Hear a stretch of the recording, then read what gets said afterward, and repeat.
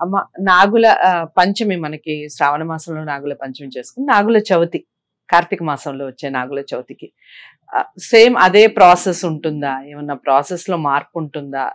అసలు ఎందుకు చేసుకోవాలి నాగుల చవితి? ఈ విషయాలన్నీ చెప్పండి.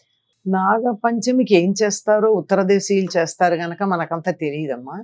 నాగుల చవితి మనం చేసుకుంటాము, అలాగే సుబ్రహ్మణ్య షష్ఠి కూడా చేసుకుంటాం. కానీ సుబ్రహ్మణ్య షష్ఠికి సాధారణంగా పుట్టకెళ్ళడాలు లాంటివి పెద్దగా ఉండవు. నాగుల చవితికి మాత్రం పుట్ట దగ్గరికి వెళ్ళి పాలు పోసొస్తారు. నాగుల చవితికి నాగేంద్ర నీకు పొట్ట నిండగా పాలు పోసేము తండ్రి అంటే, పొట్ట నిండగా పాలు పోసేమంటే పుట్ట నిండుగా పోస్తామని మన వాళ్ళు అర్థం పెట్టుకుని వెళ్ళిపోయి ఆ పుట్ట నిండా పాలు పోసేస్తే చీమలు బట్టిపోయి పాపం పాములకి ఇబ్బంది కలుగుతోంది. అలా చేయకూడదమ్మా. పాముల పుట్ట దగ్గర పాలు గనక పెట్టినట్టయితే బయటకు వచ్చి పాము తాగుతుందని తప్ప లోపల పోస్తే ఏం జరుగుతుందమ్మా? శుభ్రంగా పుట్టంతా తడుస్తుంది, పాముకేం మిగిలేను, దానికోసం చీమలు వచ్చి చేరేను అంతే. కానీ నిజానికి చేయాల్సింది ఏంటంటే ఆ రోజున సర్పాన్ని ఆరాధిస్తాం. మనకి దేవతల్ని ప్రత్యక్షంగా ఆరాధించే సంప్రదాయం కూడా ఉందమ్మా. చెట్లని పూజిస్తాము, ఆవుని పూజిస్తాము, పాముల్ని పూజిస్తాము.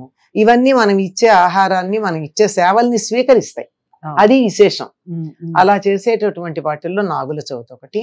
కార్తీక శుద్ధ చవితి, దీన్ని నాగుల చవితి అనే అంటాం.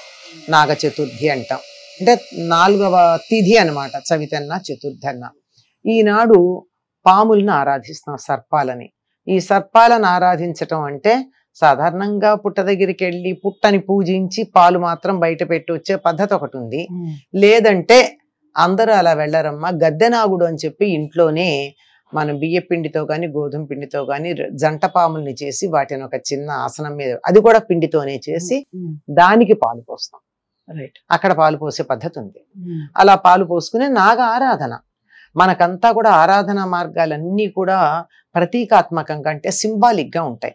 ఇలా సింబాలిక్ గా ఎట్లా కుదురుతుందండి అంటే, మన దేశాన్ని గౌరవించాలి అంటే దేశాన్నంతా తీసుకెళ్లి బంగారు పళ్ళెంలో పెట్టి పూజించలేరు కదమ్మా. ఏం చేస్తారు?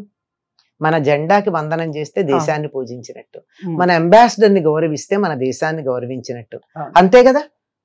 అదే మరి దేశాన్ని ఎట్లా గౌరవించారు? మా మనిషిని కదా.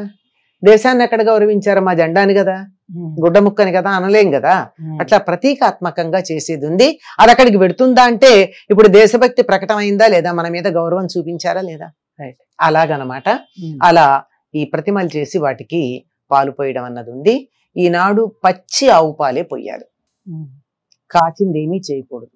సర్పాలకి వేడి పడదు, అందుకని మొత్తం అంతా చల్లగానే ఉంటుంది. పాలు పోసేటటువంటి వాళ్ళు ఎవరైతే ఉంటారో వారు ఆనాడు వండిన పదార్థాలు ఏమీ తినరు. ఇంకా కొంతమంది పూర్వకాలం అయితే పొయ్యి కూడా వెలిగించేవారు కాదు. ఎందుకంటే కట్టెల్లో చిన్న చిన్న పురుగులు ఉంటాయి, అవి కూడా సర్పాల తాలూకు రకరకాల రూపాలే కదా అని చెప్పి పురుగులు కూడా ఆ రోజు ఎక్కడ చచ్చిపోతాయో అని చెప్పి పొయ్యి వెలిగించేవారు కాదు. కూరలు తరిగేవాళ్ళు కాదు, కూరల్లో పురుగులు ఉండొచ్చు కదా. కత్తితో దాన్ని మనం టపీమని కట్ చేయొచ్చు, లేదంటే తీసి పడేస్తా చచ్చిపోతుంది. దానంతరం అది చచ్చిపోవాలి, కానీ నేను చచ్చేటి చేయడం ఏమిటి? అందువల్ల కూరలు తరగరు, పొయ్యి వెలిగించరు, వండిన పదార్థాలు తినరు. అది నియమంగా నాగుల చవితి పాటించేటటువంటి వాళ్ళు చేసేది. మరేం తింటారు? సర్పానికి ఇష్టమైనటువంటి ఆహారమే తింటారు. పచ్చి చలిమిడి. పచ్చి చలిమిడి అంటే బియ్యం నానబెట్టి చలివిడి చేసుకోవటం, పిండి చేసి ఆ తడి పిండిలో బెల్లం కలిపితే వచ్చేటటువంటిది. అందులో మళ్ళీ వంట పొయ్యి మీద పెట్టే పని లేదు. పచ్చి చలిమిడి, వడపప్పు, పాలు, చిమ్మిలి, నువ్వులు బెల్లం కలిపినటువంటి చిమ్మిలి, అరటిపండు, ఇవి ఇలా తేలిగ్గా పాము ఆహారం తీసుకోవడానికి పనికొచ్చేవి ఏవైతే ఉన్నాయో, మనకి తేలిగ్గా అరగడానికి ఏదో ఉపయోగపడతాయో ఇవి ఆనాడు ఆహారంగా సర్పరాజులకు సుబ్రహ్మణ్యేశ్వరుడు అంటాం, ఆయనకి నివేదన చేసి వాటిని ఆహారంగా తీసుకుంటారు. దీనివల్ల ఏం జరుగుతుంది అంటే సర్పాలు సంతానానికి కారణం అవుతాయి. అందుకే ఎవరికైనా పిల్లలు పుట్టకపోతే రామేశ్వరం వెళ్ళి నాగప్రతిష్ఠ చేయండి సంతానం కలుగుతుందంటే అక్కడ నాగప్రతిష్ఠ చేసి రావడం కాదు, అక్కడ కొన్ని నియమాలు పాటిస్తారు వాళ్ళు. ఆ నియమాలు యువతలకు వచ్చాక జీవితంలో కూడా పాటిస్తారు, దానివల్ల సంతానం కలుగుతుంది. అందుకని అలా నాకు తెలిసినంతలో చాలా మంది మాకు రామేశ్వరం వెళ్ళి వచ్చాక సంతానం కలిగిందని పిల్లలకి రామలింగేశ్వర అని పేరు పెట్టుకుంటారు చాలా మంది. అంత ప్రత్యక్షంగా మాకు అనుభవం అయిందన్నారు. దాని వెనకాల శాస్త్రీయత ఎంత ఉంది అనేది మనకి తెలియదు. కానీ నాగుల చవితి నాడు పాటించే నియమాలు మాత్రం గర్భధారణకు అడ్డు కలిగేటటువంటి ఆరోగ్య పరిస్థితులు ఏవైతే ఉన్నాయో వాటిని తొలగించేది. చిమ్మిరి అదే తినాలి. చలిమిడి ఏమంటారు? కడుపు చలవంటారు. కడుపు అంటే అక్కడ పొట్ట కాదు, గర్భం. సంతానం బాగుండడం, సంతానం కలగడం, ఈ రెండు తప్పనిసరిగా ఒక అమ్మాయికి గర్భధారణ చేయడానికి ఇబ్బంది పడే సందర్భంలో దీన్ని ఆహారంగా గనక తీసుకొని ఉన్నట్టయితే ఇబ్బందులు చాలా వరకు తగ్గుతాయి.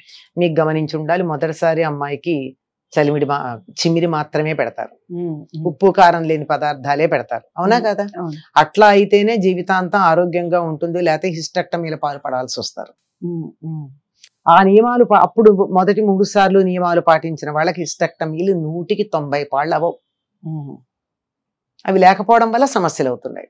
కనుక ఇప్పటికి కూడా మీకు ఎవరికన్నా మాకు ఇబ్బందులు ఉన్నాయి అంటే డాక్టర్లు ఏం చెప్తారమ్మా, ఆ 3 రోజులు మీరు పాలన్నం తినండి, ఉప్పు కారాలు తినద్దని చెప్తారు కదా. అటువంటిది ఆ పాలే ఆ రోజు ఆహారం. ఆ నువ్వులతో చేసిన చిమ్మిలే ఆహారం, పచ్చి చలిమిడే ఆహారం. ఇట్లా గనక తీసుకున్నట్టయితే సంతానోత్పత్తికి ఇబ్బంది కలిగేటటువంటి సమస్యలు ఏవైతే పోతాయి.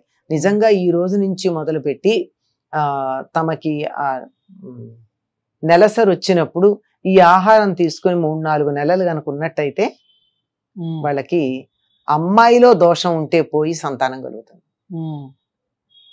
అమ్మాయిలో ఉంటే సరే, అబ్బాయిలో ఉంటే మనం చేయగలిగింది ఏం లేదనుకోండి. ఇట్లా వాళ్ళకు కూడా ఉంటుంది. ఎందుకంటే వాళ్ళ నుండి వచ్చేటటువంటి శుక్రకణాలు పాముల్లాగా ఉంటాయి. వాటిని పూజించలేం గనక వాటికి ప్రతీకగా సర్పాలని పూజిస్తాం. అందువల్ల చక్కని సంతానం కలుగుతుంది. వీటికి చాలా గొప్ప ఊరికే సూచనాప్రాయంగా నేను చెప్పాను. ఇలా ఉందని తెలుసుకోవడానికి వెనకాల చాలా శాస్త్రీయమైనటువంటి రీజనింగ్ ఉందమ్మా. అది లోతుగా తెలుసుకోవాల్సిన విషయం. చాలా అంటే చాలా చక్కటి వివరణ ఇచ్చారమ్మా. నిజంగా చాలా అందరికీ మేలు కలిగేది. మామూలుగా మనం సర్పాలని పూజించుకోవటం, ఆ రోజున అమ్మ చెప్పినట్టుగా పాలు పుట్టలో పోయడం చేస్తూ ఉంటాం. పుట్టలో కాదు, అక్కడ దగ్గరలో ఉన్న పాత్ర కానీ అలా ఏదన్నా పెట్టే ప్రయత్నం చేయండి. పచ్చివే పోయండి. ఇలా చాలా నియమాలు చెప్పారు. దాని వెనకాల ఎంతటి అంతరార్థం దాగుంది, దానివల్ల కలిగే మేలు ఏమిటి, ఎవరికి మేలు కలుగుతుంది, ఈ విషయాలన్నీ ఈ వీడియోలో తెలుసుకుందాం. అందరికీ షేర్ చేయండి, లైక్ చేసి ఛానల్ని సబ్స్క్రైబ్ చేసుకోండి. తదుపరి వీడియోలో కార్తీక పౌర్ణమి యొక్క విశిష్టత ఏమిటి, ఎందుకు కార్తీక పౌర్ణమికి అంత విశిష్టత, చాలా పౌర్ణమిలు వస్తాయి కదా, ఎందుకు ఈ పౌర్ణమిని మనం చాలా విశిష్టంగా జరుపుకుంటాం, ఆ వీడియోని చేయబోతున్నాం. తప్పకుండా అది కూడా వాచ్ చేయండి. నమస్తే. హిట్ టీవీ యాప్, ఇందులో short news, live news, entertainment shows, movies, digital magazines తో పాటు మీ జిల్లా వార్తలను కూడా ఫ్రీగా చూడొచ్చు. ఇంకెందుకు ఆలస్యం, వెంటనే హిట్ టీవీ యాప్ ని డౌన్లోడ్ చేసుకుని ఫ్రీగా ఎంటర్టైన్మెంట్ పొందండి. Hit TV app. Hit TV app. Please download hit TV app. Hit TV app ని ఫ్రీగా డౌన్లోడ్ చేసుకుని ఎంజాయ్ చేయండి. మీకు నచ్చిన ఎంటర్టైన్మెంట్ కోసం హిట్ టీవీ యాప్ ని ఫ్రీగా డౌన్లోడ్ చేసుకుని ఎంజాయ్ చేయండి. హిట్ టీవీ యాప్ ని డౌన్లోడ్ చేసుకుని ఆస్వాదించండి, ఆశీర్వదించండి. ఇంతమంది సెలబ్రిటీలు హిట్ టీవీ యాప్ ని డౌన్లోడ్ చేసుకోండి అని చెప్తున్నారంటే ఎంత మంచి యాప్ ఆలోచించండి. అమెరికా అమెరికా అమెరికా అమెరికాలో చదవాలనుకునే వాళ్ళకి విశ్వసనీయమైన పేరు మన శౌర్య కన్సల్టెన్సీ. UK లో 1 year masters, UK లో 1 year masters, 2 years work permit up to 5 years visa. Contact Saurya Consultancy. Contact 89851 89851.